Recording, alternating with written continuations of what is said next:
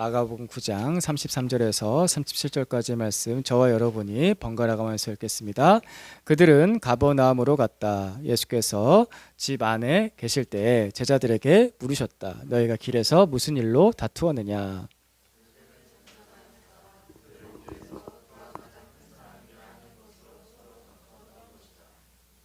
예수께서 앉으신 다음에 12제자를 불러놓고 그들에게 말씀하셨다. 누구든지 첫째가 되고자 하면 그는 모든 사람의 꼴찌가 되어서 모든 사람을 섬겨야 한다.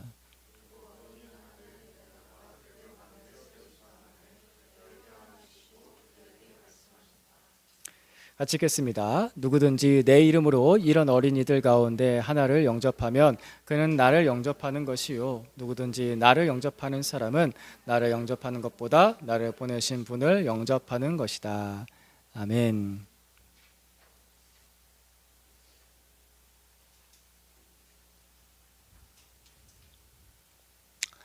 누가 큰 사람이냐? 오늘 말씀에 나오죠. 누가 큰 사람이냐? 누가 가장 큰 사람이냐? 라는 이 논쟁, 싸움은 어느 시대나 어느 곳에서나 어느 공동체에서나 있었습니다.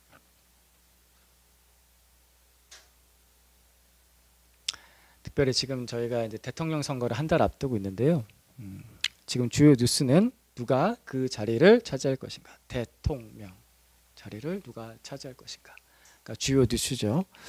그래서 후보들, 대통령 후보들에 대한 평가가 계속 나오고 또 여러 가지 기타 인물들에 대한 평가들이 계속 나오고 있습니다. 지지율이 얼마다, 세가 어떻다, 평가가 이렇다.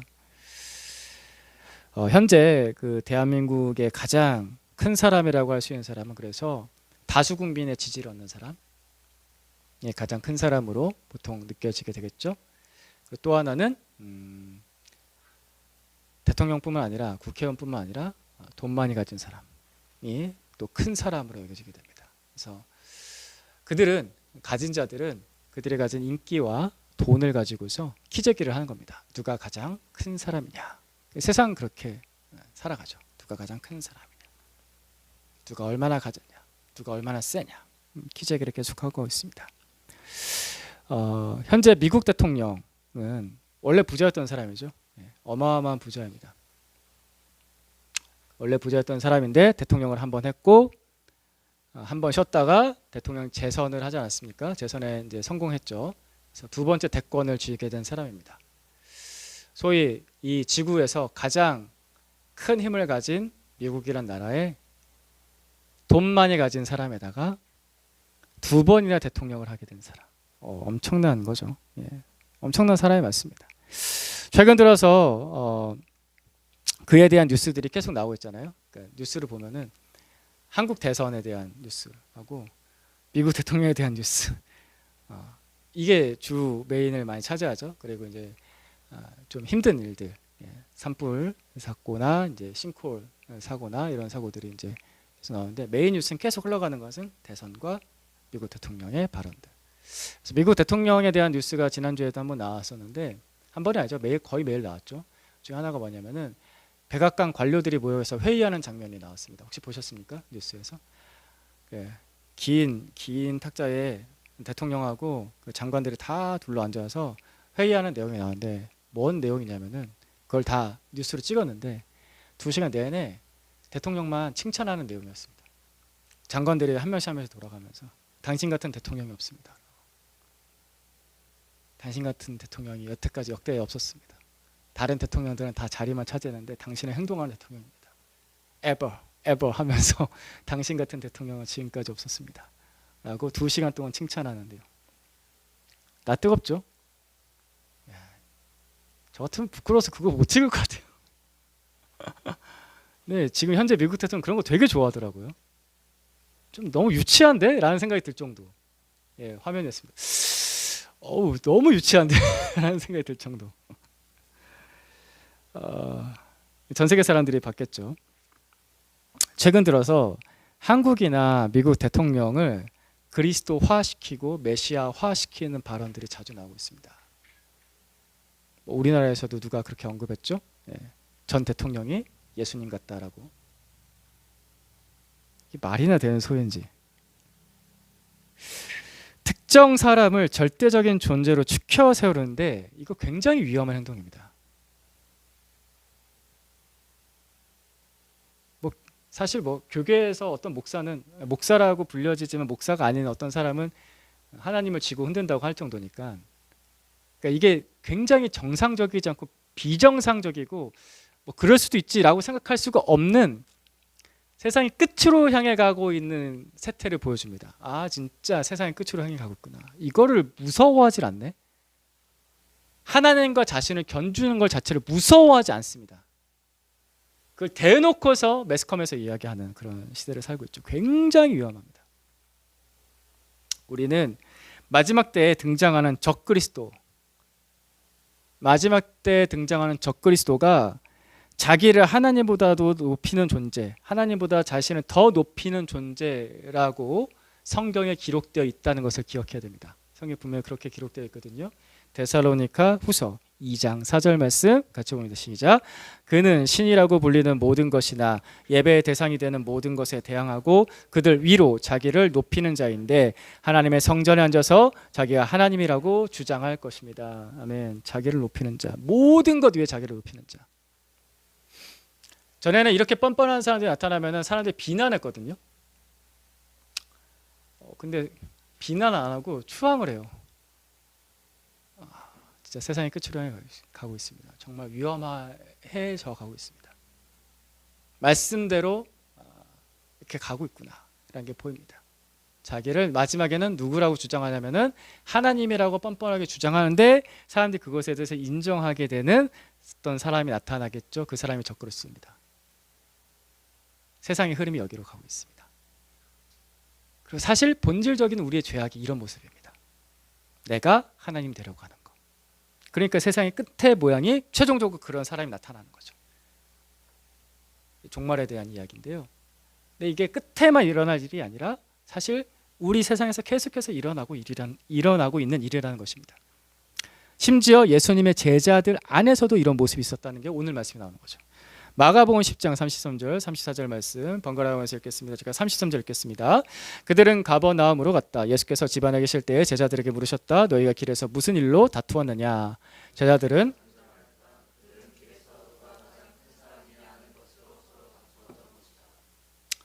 길에서 누가 큰 사람이냐, 가장 큰 사람이냐 다투었다라고 나옵니다. 길 가다가 다퉜대요. 길 가다가. 여기 이제 신성시장길 있지 않습니까? 그래가지고 한 달에 2번 많으면 한 3번 정도 길가에서 소리치고 싸우는 소리가 들려요. 시장이기 때문에. 근데 여러분 한번 생각해 보세요. 여러분이 여러분 아내 남편하고 길 가다가 좀 얘기가 참 잘못 나와서 좀 화가 났어요. 화가 나서 싸울 일이 생겼어요. 그러면 내가 이거 풀어야겠어요. 그럼 여러분들 보통 어떻게 하세요? 그렇죠. 일단 집에 가요. 둘만 있을 수 있는 공간으로 가요. 일단 집에 가서 얘기해 하고서 좀 참죠. 그래서 집에 가서 얘기해. 집에 가서 아무리 화가 나도, 그죠? 아이한테 화가 나도 너 집에 가서 보자. 그래서 집을 일단 가요. 그 다음에 좀 사람들 안 보는 데서 얘기한다고요. 근데 지금 제자들이 어떤 상황이에요? 길 가다가 다퉜대요. 길 가다가. 그러니까 이것 때문에 화가 정말 많이 난 거예요. 서열 다투다가 누가 첫째냐 누가 둘째냐 이 순서 다투다가 예수님의 제자 공동체가, 이거는 우리에게 반면교사로서 교훈을 주는 겁니다. 경고하는 거예요. 예수님의 제자들도 그랬기 때문에 누구도 그럴 수 있다? 나도 그럴 수 있다. 예수님을 앞에 두고도 그랬는데 우리도 그럴 수 있는 거죠. 우리 교회라고 안 그럴 법이 없어요. 우리는 교회는 조그마니까 서로 잘 인정해 주니까. 아니에요. 우리 안에도 속을 다 까놓지 않아서 그렇지 그런 마음들이 은연중에 있을 수 있어요. 있죠. 내가 좀 더 낫지 않아? 있죠. 오늘날 많은 교회가 이것 때문에 지금도 다투고 있어요. 그래서 갈라지고 싸우고 슬픈 모습이죠. 그러니까 우리가 이것을 기억해야 됩니다. 우리도 그럴 수 있다. 그러니까 조심해야 된다. 경고로 삼아야 됩니다. 우리 안에 만약 이런 일이 일어나고 있다고 한다면은 그 순간은 교회는 더 이상 하나님의 나라가 이루어지는 공동체는 아닙니다. 세상 나라가 이루어지는 거죠. 누가 크냐, 누가 더 많이 가졌냐, 누가 더 낫냐 하면은 거기에는 세상의 법칙이 돌아가는 거지 하나님의 법칙이 돌아가는 거 아니지 않습니까? 그건 교회가 아니에요. 그러니까 능력이 안 나타나죠. 그러니까 우리가 기억해야 됩니다. 아, 우리도 그럴 수 있구나. 그렇다면은 하나님 나라의 법칙, 하나님 나라에서 가장 큰 사람은 정말 진정한 큰 사람은 누구인가? 예수님께서 그것을 가르쳐 주시죠. 35절 말씀 같이 봅시다. 시작. 예수께서 앉으신 다음에 12제자를 불러놓고 그들에게 말씀하셨다. 누구든지 첫째가 되고자 하면 아멘. 예수님께서는 아주 간결하고 명확한 진리를 가르쳐 주세요. 첫째가 되고자 하는 사람은 꼴찌가 되어야 된다. 이 꼴찌가 되어야 된다는 것은 뭐냐면은 뭐 이렇게 뭐 무능하고 무기력하고 막 이렇게 아무것도 못하고 그런 사람이 아니라 제일 낮은 자리로 내려가서 섬기는 사람이 되라는 뜻이죠. 그죠? 누가 가장 최고의 사람, 하나님 나라에서 최고의 사람이냐? 낮은 자리로 내려가서 섬기는 사람이다. 그 사람이 되어야 된다. 우리가 알고 있죠? 정치인들은 지금 또 뭐 유세하다 얘기할 거예요. 제가 국민들을 섬기겠습니다. 낮은 자리로 가겠습니다. 해놓고서 높은 자리로 가죠. 모든 정치인들이 그렇잖아요. 뭐 경제계의 총수도 그렇죠. 겸손한 마음으로 다시 나라를 섬기도록 하겠습니다. 해놓고선 다시 뒤로 가서 호박씨 까고 있죠. 자기를 더 높이기 위한. 예. 알고 있는데 그렇게 안 하잖아요. 그죠? 여러분 이 말씀 볼 때 아, 내가 낮은 자리로 내려가야지, 내가 꼴찌가 돼야지, 내가 섬겨야지 라는 생각이 드세요? 그래야겠다라고 결심하세요? 그래서 그렇게 사세요? 이렇지 않으세요?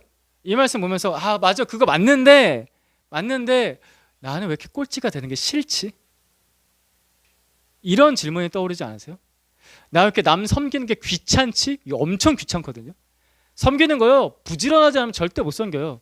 전화통화 하는 것도 부지런하지 않으면 절대 전화통화 안 해요. 여러분 부모님 얼마나 섬기세요? 부모님 섬겨야지. 전화통화 한번 하는 거예요. 전화통화 얼마나 자주 하세요? 전화통화 한번 하려고 하면 5만 가지 생각을 하다가 이제 할까 나중에 할까 다시 할까 또 뒤로 미루다가 다시 그러지 않으세요? 아, 내가 어떻게 섬기지? 아, 이게 너무 귀찮은데 어떻게 섬기지? 이런 질문 떠오르지 않으세요? 나 싫은데 이거 섬기는 거 싫은데 그러지 않나? 그런 질문 떠오르지 않나? 저는 그렇거든요. 이 말씀은 또 계속해서 공부해 보다 보면은 나는 이렇게 못 살겠는데 근데 이렇게 사신 분은 누구지? 라는 생각이 떠오릅니다. 누가 이렇게 사셨습니까? 같은 마가복음 말씀인데 우리 지난주에 봤던 10장에 있는 말씀입니다. 마가복음 전체의 주제구절이라고 꼽히는 말씀입니다. 이건 제가 주장하는 것이 아니라 신학자들이, 성경 신학자들이 공통적으로 마가복음 전체의 주제 구절은 마가복음 10장 45절이더라고 공통적으로 많이 의견이 모아진 구절입니다. 같이 읽어보겠습니다. 시작. 인자는 섬김을 받으러 온 것이 아니라 섬기러 왔으며 많은 사람을 구원하기 위하여 치를 몸값으로 자기 목숨을 내주러 왔다. 모든 사람의 꼴찌가 되어서 우리를 섬겨주신 분, 십자가의 처참한 사형수로 생을 마감하시며 우리 죄를 용서하신 분, 예수 그리스도이십니다. 그분이 먼저 그 길을 가셨기 때문에 우리는 그분을 의지해서, 그분을 바라보면서, 그분을 모델 삼아서 그 길을 쫓아가는 겁니다. 내가 스스로 높아질 수도 없고 내가 스스로 내 힘으로 낮아질 수도 없어요. 우리는 그런 능력 자체가 없다고요. 우리가 큰 착각을 하고 있어요. 나는 스스로 높아질 수 있다. 또는 그러니까 또 반대로 나는 스스로 낮아질 수도 있다라고. 안 돼요, 그게.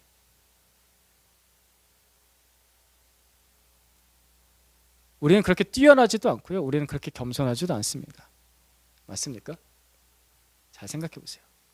대부분 우리는 가면 쓰고 연기하는 거예요. 나의 스펙, 내 능력, 내가 가진 것 가지고 해서 내가 뛰어나다라고 다른 사람 앞에서 나를 보여주고 그런 가면을 쓸 때가 있고, 또 다른 한편으로는 겸양을 떨면서 제가 그렇게까지는 아니고요. 아닙니다. 하면서 그런 말들 하면서 겸손한 척하는 거고. 그렇지 않나요? 저는 그렇습니다. 저는 그럴 때가 참 많은 것 같습니다. 우리는 내가 어떻게 죄인이 되었나를 기억해야 됩니다. 처음에 사람이 어떻게 죄인이 되었습니까? 하나님처럼 되려고 하다가 죄인이 됐습니다. 그죠? 그게 가장 핵심적인 죄였죠. 아담과 하와가 이거 먹으면 하나님처럼 될 수 있어. 사람은 계속해서 높아지는 자리로 올라가려고 하는 죄성이 있는 거예요. 그게 죄의 시작이었거든요. 앞서 말씀드렸듯이 적그리스도는 하나님을 끌어내리고 그 자리에 올라가려는 존재예요. 그게 적그리스도입니다. 이처럼 사람의 본성과 온 세상의 방향은 낮아지기는 않고 하나님을 끌어내리고 가장 높은 자리로 올라가려는 그 방향으로 가고 있는 겁니다. 그래서 우리가 겸손해야 된다는 이 도덕 규칙을 너무나 잘 알고 있지만 그게 잘 안 되는 이유는 우리 본성이 그래서 그래요. 우리는 스스로 겸손할 수가 없는 존재들이에요. 겸손한 척 하는 거죠. 그래서 어떻게 해야 될까? 나를 섬겨주시는 예수님, 겸손하신 예수님, 그분을 받아들이는 겁니다. 그분을 인정하고 의지하고 환영하는 거예요. 지난주에도 말씀드렸는데 아이가 하나님 아버지를 환영한다, 받아들인다 라고 제가 표현했잖아요. 받아들인다라는 말에 환영한다는 뜻이 있다고요. 기뻐하면서 환영하는 거예요. 주님, 저는 그렇게 살 수 없는데, 이렇게 살 수가 없는데 저는 이 삶을 살고 싶은데 저 혼자 안 되니까 예수님 환영합니다. 저를 도와주세요. 저에게 겸손을 보여주시고 제가 그 겸손을 쫓아갈 수 있도록 제 손 좀 붙잡아 주세요 라고 하면서 그 손을 꽉 붙잡고 환영하는 거예요. 저 혼자 이 길을 갈 수가 없으니까요. 주님 환영합니다. 받아들이고 충분히 의지하는 겁니다. 나의 도덕적 결단보다 예수 그리스도를 의지하고 환영하는 게 먼저예요. 그것이 그리스도인으로서 살아가는 방법입니다. 그 첫 번째 순간, 예수님의 손을 잡는 순간이 구원받는 순간인 거고, 예수님의 손을 잡고 걸어가는 그 길이 구원받은 자의 삶인 거예요. 그렇죠? 이해가 되시죠? 근데 우리의 문제는 또 뭐냐면은 예수님이 있다는 것도 알고 우리가 뭐 예배 드릴 때마다 양육 받을 때마다 늘 예수님이 있고 예수님이 먼저고 아는데 눈앞에 계신 예수님을 두고도 집중하지 않아요. 바라보지 않아요. 잘 배우지 않아요. 깨닫지 못해요. 제자들이 그랬거든요. 제자들이 예수님하고 3년 반 동안 같이 살았잖아요. 예수님께서 매일 섬기셨어요. 매일 섬기시고 그들을 도와주시고 이끄셨어요. 근데도 제자들은 그 섬김에 대해서 감사하거나 그 섬김에 대해서 기뻐하거나 그 섬김을 본받아야겠다고 생각한 적이 별로 없어요. 단적인 예를 들어볼 텐데, 지난 우리 봄수련회 갔을 때 우리 세족식 하지 않았습니까? 예수님께서 돌아가시기 전날 밤에 제자들의 발을 씻겨주시는 일을 하세요. 그래서 한 사람 한 사람 세숫대에 갖다 놓고서 수건으로 발을 닦아주시면서 그러셨다고요. 축복해 주셨다고요. 근데 그때 제일 첫 번째 제자 베드로가 이런 말을 해요. 주님께서 어떻게 제 발을 씻기십니까? 베드로가 거부했어요. 그게 겸손해서 거부했다 또 볼 수 있지만, 예수님이 돌아가시기 전날 밤까지 베드로는 예수님께서 뭘 위해서 오셨는지를 몰랐던 거예요. 섬기려고 오셨는데, 그래서 마지막까지 가장 섬김의 본의 최종 본을 보여주신 건데 이걸 이해를 못하니까 예수님 왜 그러세요 하면서 뒤로 물러섰던 거예요. 거기엔 또 어떤 게 숨겨져 있냐면, 난 그렇게 살고 싶지 않거든. 난 그렇게 살고 싶지 않거든. 남의 발 씻겨주면서 살고 싶지 않거든.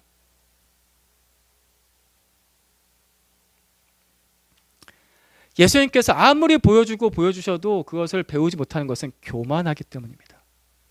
교만하면 배우지 않습니다. 잘 배우는 사람은 어떤 사람이냐면은 겸손한 사람입니다. 주님, 제가 잘 안 돼요. 있는 모습 그대로 드러내고 겸손한 사람. 제가 배우겠습니다 하는 사람. 겸손한 사람. 예수님께서 그런 표현도 하시죠. 보아도 보지 못하고 들어도 듣지 못하고 깨닫지 못하는 자들. 왜? 교만하니까. 교만하니까 자기 눈에 안 보이는 거예요. 예수님을 3년 반 동안 눈앞에 두고도 교만하니까 그 섬김이 안 보였던 거예요. 예수께서 뭘 위해서 오셨는지 그게 안 보인다고요. 교회를 10년 다니시고 10년 다니고 20년 다녀도 그게 안 보일 수 있다고요. 교만하면. 예수님을 잘 바라봐야 돼요. 예수님께서는 그렇게 충분히 보여줘도 깨닫지 못한 제자들 또 어떻게 하셨는가? 다시 또 품고 또 가르치세요.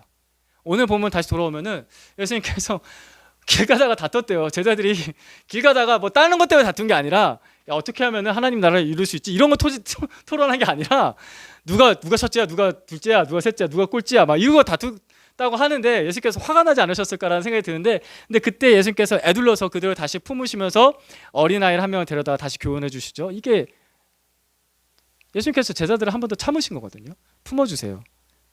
그 말씀 다시 봅시다. 36절과 37절 말씀. 36절 먼저 읽어주시겠습니까? 시작. 그리고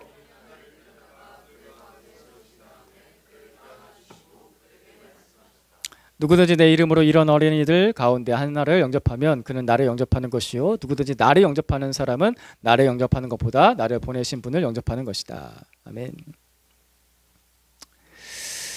이런 어린아이 하나 그를 껴안아 주시고 예수님께서 우리에게 어떻게 다가오셨는지를 잘 바라봐야 돼요. 예수님을 하나님의 아들 맞으세요. 위대하고 전능하신 분 맞으세요. 근데 예수님께서 우리에게 다가오실 때는 어린아이의 모습으로 다가오십니다. 아주 단적으로 예를 들어서 예수님께서 우리가 성탄절에 맨날 어떤 모습으로 그려져요? 아기 예수로 그려져요. 그게 예수님의 시작점이었다는 거 기억해야 됩니다. 멋진 장성한 어른으로서 이 땅에 오실 수도 있었잖아요. 그 방법 예수님께서 쓰실 수 있었거든요. 갑자기 뿅 하고 나타날 수 있으니까. 예수님 그렇게 안 나타나셨어요. 아주 작은 어린아이로 이 땅에 오셨습니다. 그리고 인생을 사시면서 삶을 보여주시는데 예수님은 항상 하나님을 아빠, 아버지라고 부르셨습니다. 그렇죠? 기도하실 때마다 아버지라고 기도하셨습니다. 기도하셨어요. 예수님이 마음대로 다 하실 수 있는데 기도하셨다고요. 아버지를 의지하면서 기도하는 아이로서 사셨다고요. 또 그 아버지께 순종하셨어요. 요한복음 읽다 보면은 나는 내 뜻대로 하지 않고 아버지께서 내게 시키신 일만 해 라고 그 말씀 계속 나와요. 아니 하나님의 아들이신데 마음대로 하실 수 있는데 항상 아버지께 순종하는 아이로서 사셨다고요. 그리고 예수님께서는 사람들을 대하실 때는 죄인들, 약자들, 소외받는 사람들 차별하지 않으시고 손잡아 주시고 만져주시고 고쳐주시고 위로해 주시고 구원해 주시면서 그 누구도 차별하지 않고 아이처럼 대해 주셨어요. 심지어 예수님께서는 자신에게 시비 거는 바리새인들조차도 야 저리 꺼져 이렇게 하지 않으시고 사실 복음서를 잘 보다 보면요 그렇게 시비 거는 바리새인들 항상 예수님 주변에 있거든요. 그리고 심지어 한 120명쯤 되는 제자 무리 가운데는 바리새인도 포함됐을 것 같아요. 그 대화 중에 보면은 제자처럼 보이는 바리새인들이 있거든요. 그들을 쫓아내지 않으셨어요. 다 품어주셨어요. 이런 모습들을 보면은 예수님께서는 이 땅에서 사실 때 하나님 아버지와의 관계에서도 아이처럼 사셨고 사람들과의 관계에서도 아이처럼 사셨어요. 그런 모습을 우리에게 보신다고요. 그래야 하나님 나라에 들어가고 그 사람이 하나님 나라에서 가장 큰 자가 되니까. 말로만 가르치지 않으시고 삶으로 보여주셨어요.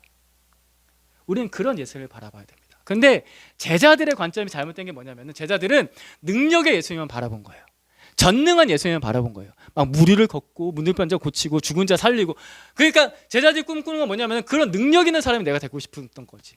그래서 예수님께서 왕이 되시면은 나는 그 옆자리 양옆자리에 앉고 1등 2등이 될 거야 이 생각만 한 거예요. 그러니까 진짜 예수님의 모습을 잘 보지 못했던 겁니다.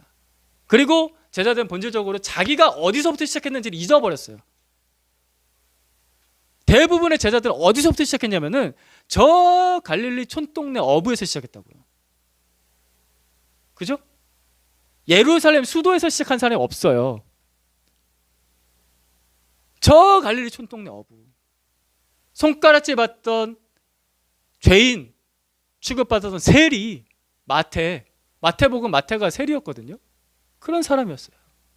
배우지 못하고 가진 것 없고 그런 사람이었어요. 근데 예수님께서 그들의 손을 잡아주셨다고요. 지난주 말씀 표현을 빌리자면 귀찮고 아무 도움도 안 되고 옆에 있으면 힘든 사람 그런 사람 손잡아 주셔서 제자가 됐어요. 근데 제자들은 자기가 어떻게 시작했는지 어디서 시작했는지 그걸 잊어버리고 난 큰 자가 될 거야. 예수님이 너무 위대해 보이니까. 잘못된 생각입니다. 교회 다니면서도 똑같은 현상이 벌어진다는 겁니다. 그래서 교회에서 싸움이 일어나고 분열이 일어나고 신앙생활 하다가 넘어지는 겁니다. 이거를 반면교사 경고로서 기억해야 됩니다. 세상 가치관으로, 세상의 기준으로 내가 뭐 된 것처럼, 뭐 될 것처럼 찾고 살면은 그 갈릴리 촌동네 어부를 손잡아 주셨던 예수님의 손을 안 잡아요. 그 손 안 잡는다고요. 부자 청년이 예수님의 손을 안 잡았던 이유? 뭐 되고 싶었거든요. 더 뛰어나고 싶었거든요. 그러니까 예수님의 손 안 잡았던 거예요. 죄인의 친구가 예수님의 별명이었습니다. 죄인의 친구 대신 예수님의 손을 잘 붙잡으세요. 나는 어린아이입니다. 아무것도 아닌 나에게 손 내밀어 주시는 예수님, 그분을 잡으세요. 전혀 도움 안 되고 귀찮은 남의 집 자식이었는데 예수님의 손을 잡으면 하나님의 자녀가 되는 것, 이게 구원입니다. 뭐 좀 되는 사람이 이것까지 잡으면 좋겠네? 라고 잡아서 되는 거, 그렇게 구원이 안 일어나요. 부자가 천국문에 들어가는 것보다 낙타가 바늘귀로 들어가는 것이 더 쉽다. 뭐 가진 사람은 예수님 손 안 잡는다고요. 근데 자꾸 내가 뭐 가졌다고 착각해서 안 잡아요. 아니에요. 그게 아니라 모든 사람은 원래 죄인이에요. 아무것도 아니에요. 이 세상 90년 100년 살면서 뭐 남기실 것 같으세요? 그 뒤에 뭐가 있어요? 뭐가 보장되어 있어요? 예수 그리스도의 복음을 들으면서 내가 아무것도 아니라는 것을 그분 앞에서 깨달을 수 있기를 축복합니다. 예수님께서 알려주세요. 오늘 말씀에서도 그것을 알려주시는 거예요. 그런 나를 손잡아 주시는 예수 그리스도. 그렇게 예수님의 손을 붙잡은 사람은 어떤 사람으로 바뀌어져 가냐면은 그런 예수님을 드러내는 어린아이로서 살아가는 것입니다. 37절 말씀을 다시 보겠습니다. 같이 봅니다. 시작. 누구든지 내 이름으로 이 어이를 가운데 하나를 영접하면 그는 나를 영접하는 것이요 누구든지 나를 영접하는 사람은 나를 영접하는 것보다 나를 보내신 분을 영접하는 것이다. 예수님의 이름으로 이런 어린이들 가운데 하나를 영접하면 예수님을 영접하는 것이다 라고 말씀하셨습니다. 예수님께서 그렇게 손잡아 주셔서 구원받은 하나님의 자녀는요, 그렇게 구원받은 사람은 또 다른 도움이 필요한 어린아이가 보여요. 그래서 그 아이를 만나러 가요. 그리고 그런 만남들이 있어요. 내가 그렇게 예수님께 손잡혀 본 어린아이는 그 아이가 보이기 시작한다고요. 저 사람을 만나야겠구나. 지금은 죄인이고 지금은 좀 연약하고 잘 못하고 성격도 이상하고 만나면 피곤하고 힘들어지고 귀찮을 것 같은데 예수님 만나면 다른 인생을 살 사람들이 보이기 시작합니다.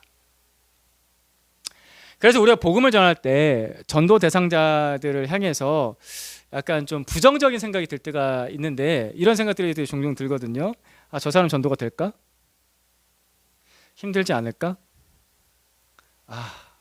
시간 오래 걸릴 것 같은데? 이런 부정적인 생각들이 들 수 있습니다. 또 우리 교회 오면 적응을 잘할까? 그 생각하죠. 이 작은 교회 와서 적응을 잘할 수 있을까? 우리 교회가 마음에 안 들면 어떡하지? 목사님 설교가 마음에 안 들면 어떡하지? 목사님이 상처 주면 어떡하지?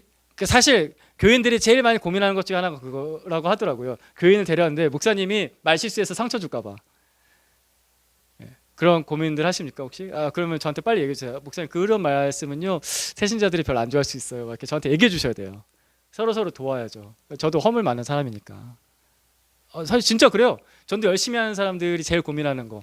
그 교회의 가장 중직자들, 목사, 장로, 권사가 우리 새신자한테 잘못할까 봐. 그래서 전도 못하는 경우들이 있어요. 많아요. 그게. 그러니까 저한테 얘기해 주세요. 그리고 또 이렇게 서로 잘 애둘러서 그 말을요 그렇게 하지 말고요 이렇게 하면 좋을 것 같아요.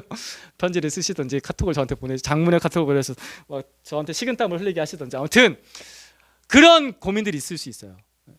진짜 저도 있어 봤으니까. 그리고 또 반대로 이런 고민이 있을 수 있어요. 그 전도 대상자가 우리 교회에 와서 분위기를 이상하게 하면 어떡하지? 이상한 말 하면 어떡하지? 우리 목장 모임 때 이상한 질문하면 어떡하지? 우리 이러면 안 되는데 막 그죠? 이런 복잡한 계산들, 나 중심적인 계산들 하면 전도 못해요. 전도 못합니다. 여러분 이걸 기억하셔야 돼요. 우리는 다 큰 성인을 전도하려는 것이 아니라 부족한 아이를 전도하는 거예요. 잘하는 사람을 전도하는 것이 아니라 잘 못하는 사람 전도하는 거예요.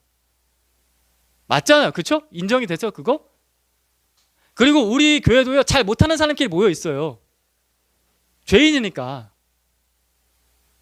여러분 처음부터 적응 잘하셨어요? 그거 아니잖아요. 처음부터 잘 믿으셨나요? 솔직히 지금도 잘 못하고 있잖아요. 그렇잖아요. 우리는 완벽한 사람을 전도하는 것이 아니라 정말 불완전한 사람, 지난주부터 계속 말씀드렸던 죄송한 표현이지만 도움 안 되는 사람, 귀찮은 사람, 그런 사람 전도하는 거예요. 그런 아이를 전도하는 겁니다. 이거 잊지 마세요. 한 가지만 기억하시면 됩니다. 예수님이 필요한 사람을 섬긴다. 따라해 봅시다. 예수님이 필요한 사람을 섬긴다. 그게 전도예요. 그리고 내가 그렇게 구원받았어요. 아무것도 안 하는 사람, 도움 필요한 사람, 귀찮은 사람들과 동네 형 따라서 교회 갔다가 구원받았다고요. 저를 섬겨주시는 교회학교 선생님들, 전도사님들, 목사님들 때문에 구원받았다고요. 그 공동체 때문에 우리가 구원받았다고요. 우리가 뭐 잘나서 구원받았습니까? 우리가 뭐 가능성이 굉장히 높아서 구원받았습니까? 제자들처럼 잊어버리면 안 돼요. 내가 어디서부터 시작했는지. 이거를 기억을 해야 보여요. 저 사람이 솔직히 조금 힘들지만 근데 예수님이 계시면 될 거야. 우리의 복잡한 계산을 아무것도 아니게 만들 수 있는 절대적인 상수가 있는데, 상수, 항상 변하지 않는 숫자, 절대적 상수가 있는데 그분은 예수님이십니다. 제가 수식 하나를 보여드릴게요. 100-1은 0입니다. 무슨 뜻이냐면은 모든 것을 가져도 예수님 한 분 안 계시면 아무것도 아닙니다. 이게 성경에 나오는 진리입니다. 이 수식이 성경에서 진리이기 때문에 이 수식을 이항시키면 이항 기억나세요? -1을 오른쪽으로 옮기면요, 이거는 그대로 진리가 되거든요. 그래서 -1을 오른쪽으로 옮기면 +1로 바뀌잖아요. 그죠, 중학생? 그죠? -1을 오른쪽으로 옮기면 플러스가 됩니다. 그래서 식이 이렇게 돼요. 0 + 1은 100이 돼요. 아무것도 아닌 사람이 절대상수이신 예수 그리스도를 만나면은 모든 것을 누리는 사람입니다. 100이 될 수 있습니다. 이것이 성경에서 말하는 진리입니다. 인정이 되십니까? 믿으십니까? 우리가 이렇게 구원받았습니다. 그럼 그 사람도 그렇게 구원받을 수 있는 거예요. 어린아이 같은 그 사람들, 아무것도 아닌 사람들, 절대 상수이신 예수 그리스도를 만나면 변화된다. 우리는 예수님을 기대하는 거지 나를 기대하는 게 아니에요. 예수님을 기대하는 거죠. 그리고 예수 그리스도께서 이 몸된 교회 공동체 안에서 그분께서 하실 일을 기대하는 거예요. 우리는 그분께 그냥 쓰임받는 과정에 있는 사람들인 거죠. 우리 다시 본문으로 돌아와서 36절 말씀해 보시면은 같이 한번 읽어볼까요? 시작. 그리고 어린아이 하나를 데려다가 그들 가운데 세우신 다음에 그를 껴안아 주시고 그들에게 말씀하셨다. 아이를 데려다가 껴안으셨어요. 예수님께서 껴안으시면서 그 아이를 바라보실 때 어떤 표정으로 바라보셨을까요? 이 아이를? 이 조그만 아이를 이렇게 껴안으셨을 때 예수님께서 에휴 언제 크냐 이러고 바라보셨을까요? 아휴 애들 얘가 막 떠들고 뛰어다니던 막 했는데 뛰어다니던 저 요셉이라는 애가 막 예수님 주변에서 뛰어다니면 야 일로 와봐. 싫은데 막 이러면서 왔는데 일로 와봐. 딱 안았을 때 에휴 말썽꾸러기 이렇게 쳐다보셨을까요? 아니면 사랑스러운 눈빛으로 바라보셨을까요? 걱정스럽게 바라보셨을까요? 아니면 기대감이 넘치면서 바라보셨을까요? 우리는 충분히 그것을 상상할 수 있습니다. 예수님께서 제자들을 바라보실 때 아유 이 녀석들 하면서 막 걱정만 하시면서 바라보셨을까? 아니면 그 제자들이 지금 완전 딴소리하고 헛소리하고 앉아있고 하나님 나라는 전혀 반대 방향으로 가고 있지만 하나님께서 이 제자들을 통하여서 이루실 하나님 나라를 보시면서 그들을 껴안지 않으셨을까요? 주님께서 우리를 그렇게 껴안으신다고요. 주님께서 우리가 전도하고 싶어하는 그 전도 대상들을 그렇게 껴안으신다고요. 그러니까 우리의 시선으로 너무 부정적으로 바라보지 마세요. 우리 시선 항상 부정적일 수밖에 없어요. 예수님의 시선을 달라고 의지하세요. 그래서 그분께서 하실 일을 기대하세요. 제가 전에도 한번 설교하다가 그런 얘기를 했었어요. 저는 전도하다가 참 힘들 때 왜 이렇게 전도가 안 되지라고 생각이 들 때마다 기도하면서 그런 상상을 한다고. 저 사람이 언젠가는 두 손을 들고서 눈물 흘리면서 찬양을 하게 될 거야. 근데 그런 일들이 우리 교회 안에서도 있었잖아요. 일어나고 있잖아요. 기대하세요. 예수님께서 하실 일들을. 그 힘든 그 친구가, 내 동생이, 우리 엄마 아빠가 언젠가는 하나님 바라보면서 내 아버지라고 부를 날이 올 거야. 하나님을 찬양하면서 말씀드리면서 기뻐할 날이 올 거야. 그 사람이 지금은 예수님을 전혀 모르지만 언젠가 나를 위해서도 기도해 줄 날이 올 거야. 그리고 그 사람을 통해서 또 다른 사람이 전도가 될 거야. 기도하세요. 아무것도 아닌 내 인생에 예수님 한 분 계시면 모든 것이 됩니다. 세상은요, 강한 자, 능력 있는 자, 가진 자, 갖추어진 자, 완벽한 자를 추앙합니다. 하지만 하나님께서는 연약한 자, 어린아이, 마음이 상한 사람, 상처받은 사람, 힘들어하는 사람, 그 사람을 귀하게 여기시고 그 사람을 부르시고 그 사람을 구원하십니다. 거기에 하나님 나라가 이루어집니다. 우리가 평생 하나님 아버지 앞에서 아이로서 살기를 축복합니다. 그래서 하나님의 나라가 여러분 삶 가운데서 계속해서 이루어지게. 그러니까 미숙한 아이가 아니라, 그러니까 철없는 아이가 그런 아이를 말하는 것이 아니라 하나님 아버지만 바라보고 의지하는 그런 아이. 이 사람은 하나님 나라에서 큰 자라니까요. 미숙한 게 아니라 성숙한 거예요. 오히려 하나님을 아버지로 전적으로 의지하는 그런 아이. 그리고 평생 살기를 축복합니다. 그리고 우리가 또 그런 아이를 만나게 되길 기대합시다. 거기에 예수님이 계시거든요. 마지막으로 마태복음 25장 40절 말씀 같이 봅니다. 시작. 임금이 그들에게 말하기를 내가 진정으로 너희에게 말한다. 너희가 여기 내 형제 자매 가운데 지극히 보잘것없는 사람 하나에게 한 것이 곧 내게 한 것이다 할 것이다. 아멘. 지극히 보잘것없는 사람 한 사람에게 한 것이 예수님께 한 것입니다. 기도하겠습니다. 하나님, 저희는 아직도 어립니다. 오늘 말씀 마가복음 9장 말씀을 봤어도 조금은 알았지만 다 알진 못했습니다. 예수님이 겸손하시다는 거 들었지만 그 겸손을 쫓아가기에는 이제 겨우 한 걸음을 내딛습니다. 그렇지만 아버지 의지합니다. 우리 있는 모습 그대로 주님께 다 드러내놓고 의지합니다. 우리 평생에 아버지만 의지하며 살아갈 때 아버지께서 우리 가운데 행하실 놀라운 일들을 기대합니다. 이미 구원하셨으니 하나님께서 더 큰 일도 행하실 줄 믿습니다. 우리를 통하여서 구원받게 될 또 다른 아이, 그 또 다른 아이를 통하여서 구원받게 될 또 다른 아이가 있을 것이라고 믿습니다. 말씀대로 이루어 주시옵소서. 예수님의 이름으로 기도드립니다. 아멘.